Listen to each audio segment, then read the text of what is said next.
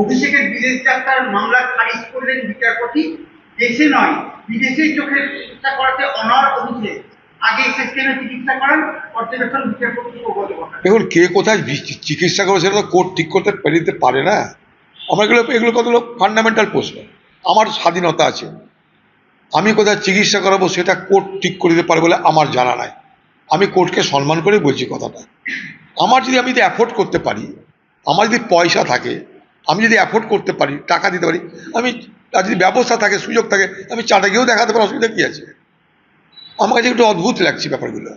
মানে কোর্টকে সম্মান দিয়ে কথাটা বলছি, কিন্তু মানে আমার তো সে স্বাধীনতা আছে।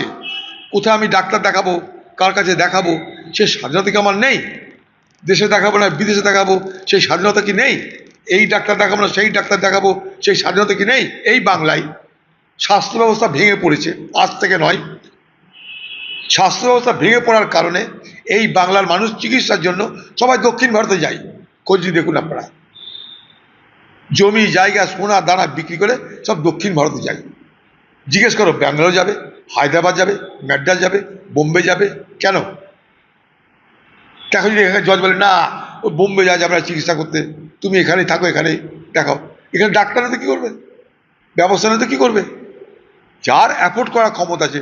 এখন তৃণমূলের খোকা বাবুল, তার তো পয়সা কোনো অভাব নাই, তার পয়সা কোনো অভাব নাই। সে নিজে আমেরিকা যেতে পারে, আবার আমেরিকা থেকে ডাক্তারকে ভাড়া করেও নিয়ে আসতে পারে, তার তো সবই আছে। সে যা করে করবে, কোর্ট যা করে করবে, আমাদের বলার কি আছে? পুরো সবাই না।